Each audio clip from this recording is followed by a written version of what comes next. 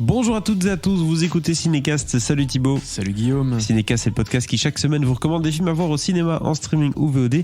Aujourd'hui, on vous parle de cinéma avec Barbac, un film de Fabrice Eboué, avec Fabrice Eboué et Marina Foïs. Ça sort ce 27 octobre au cinéma en Belgique et en France. Alors de quoi ça parle Barbac? Je vous préviens tout de suite, c'est complètement barré comme scénario. Oui.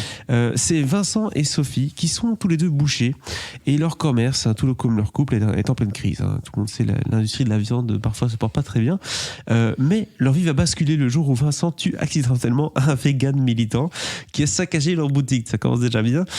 Pour se débarrasser du corps, il en fait un jambon que sa femme va vendre par mégarde. Jamais un jambon n'avait connu un tel succès. L'idée de recommencer pourrait bien les titiller. Wow, je propose qu'on s'écoute un extrait d'avant-annonce. Sophie et Vincent Pascal, dit les bouchers de Melun.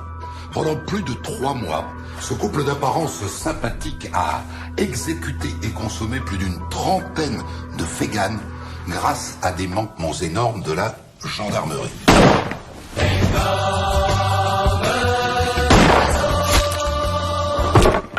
Alors Thibaut, ça a tout de la comédie barrée qu'on aime, ou en tout cas qu'on applaudit, parce que c'est rare dans le cinéma français qu'on y aille au synopsis, un truc à la Dupieux, ça j'ai envie de dire presque. Oui, enfin, alors, je sais pas si tu te souviens, mais je sais même pas si c'est sorti, enfin bref. Il y a eu un truc avec... il y a eu, il me semble, un film aussi avec une histoire de ma fille de boucher qui va sortir avec qui sort avec un vegan et genre c'était pas avec Didier Bourdon, un truc du style. Ah pardon. Oui. Le truc de qui était passé sur France 2, un truc bio c'est bon ou bon c'est bio, 100% je sais pas quoi. bio. 100% bio, voilà, c'est ça, oui. T'avais vu toi ça ou pas? Non. Non. Okay. Non mais moi non plus, mais tu vois quand tu lis ce genre de pitch là de 100% bio, t'es là. Ouais. Non mais là est-ce nécessaire? Non, mais non. Là ça va l'air un peu débilos, caricatural, mais là tu vois quand même des bouchers qui butent des véganes, c'est quand même un concept. Oui. Non mais alors l'autre a l'air débilos, très très mauvais. Ici effectivement, je pense qu'on est de prime abord, ça a l'air un peu plus drôle. Il y a toujours le propos un peu lourd derrière, mais au moins ça a l'air un peu plus drôle, lui. Oui, et c'est pas la partie la plus réussie du film, mais globalement, clairement, on est dans autre chose, effectivement, de plus barré, parce que ce type, oui, il tue accidentellement un militant vegan, c'est-à-dire qu'il est sur un vélo, et puis en fait, il l'écrase. Alors, accidentellement, c'est plutôt à mettre entre guillemets, il a eu un petit accès de folie. Et en fait, ce qu'il fait après, c'est que voilà, il est bouché, il a de quoi démembrer le type, essayer de le faire disparaître. Et à un moment, il a mis un bout de côté. Et sa femme, elle a pas fait attention le lendemain quand elle a installé la boutique. Hop, elle l'a mis sur la trancheuse et vas-y que je distribue ça. Ce qui est déjà absolument pas crédible parce que t'as l'impression vraiment de voir un beau jambon bien traité au nitrate alors que le type est frais de la veille, mais bon, oui, soit. C'est ça. Il n'a pas été séché en Italie avec du sel, quoi. Non, il est pas maturé. Mais écoute, une cliente, une fidèle a adoré le truc et du coup elle vient en rechercher plus tard dans la journée et lui il est là, mais quel nouveau jambon? Mais si, ce nouveau jambon là, c'était super bon. Et c'est quoi?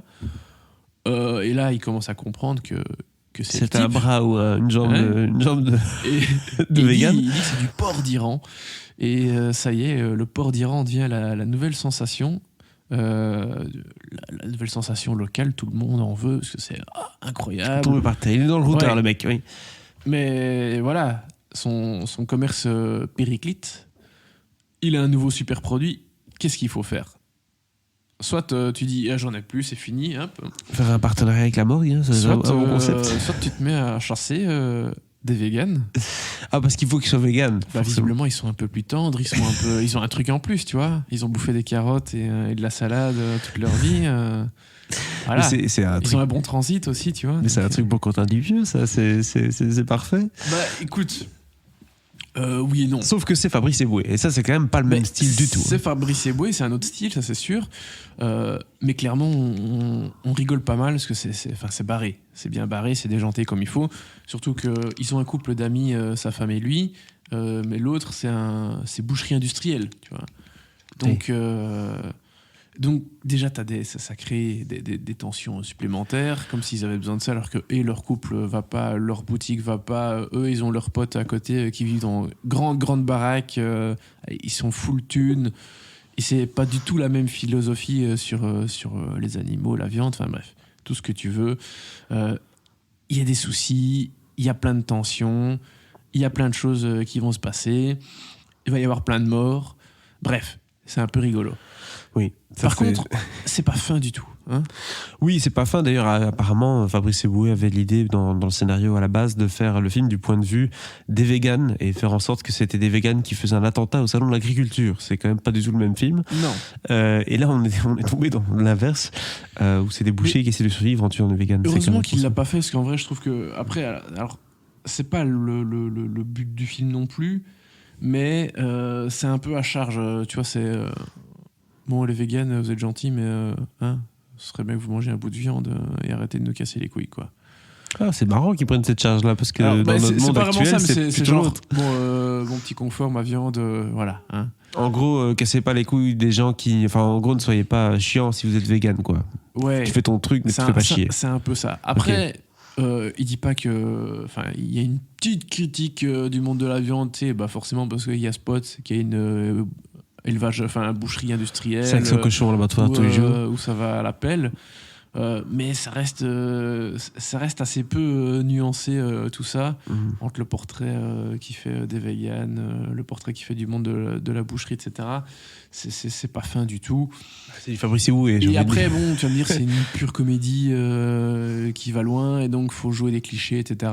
Certes, mais je pense que ça aurait pu être fait de façon un peu plus subtile par moment. Ça, c'est assez dommage. Mais pour le reste, ça fonctionne bien. Il y a vraiment des grands moments de rigolade, et il va assez loin dans le délire, donc c'est chouette, quoi. Ce qui est assez marrant, c'est que le film, sur l'affiche, il est marqué donc Barbac, une comédie romantique de Fabrice Eboué. Oui. Forcément. Ben oui, forcément. Le duo Fabrice Eboué et Marina Foy, c'est quand même un concept, ça aussi. Oui.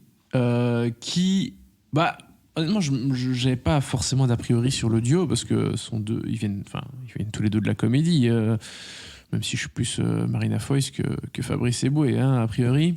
Je pense, comme beaucoup de monde. Mais Marina Foïs, c'est aussi un style plus dramatique. Hein. Elle peut jouer plusieurs styles. Fabrice Eboué, c'est une comédie. Et du coup, pour le rôle de la femme qui en a plus rien à foutre de son... Enfin, c'est pas que qu'elle en a plus rien à foutre de son mari, c'est que en vrai, son mari en a plus grand chose à foutre de sa femme.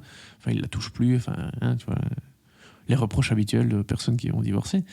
Mais du coup, elle prend beaucoup de distance. Elle est un peu très froide, et ça, le côté un peu froid, regard un peu méchant, je mène l'autre par le bout du nez, ça, elle le fait bien, quoi.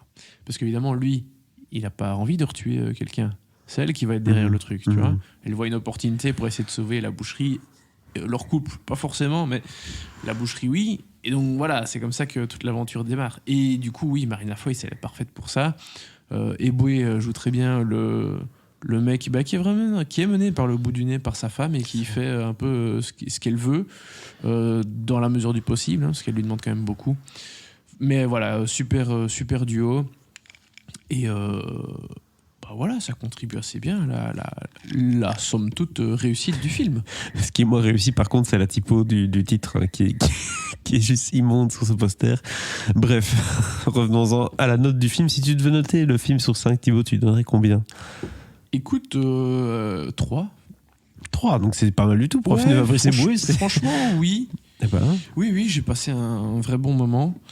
Je suis pas sûr que le film reste dans la mémoire non plus, mais non, c'était un bon moment. Je me suis bien amusé. Voilà qui conclut cet épisode consacré à Barbac, un film qui sort ce 27 octobre au cinéma en Belgique et en France. N'hésitez pas à partager votre avis sur ce film dans les commentaires, et si c'est pas déjà fait, à vous abonner au podcast sur la plateforme de votre choix. À très bientôt pour de nouvelles recommandations.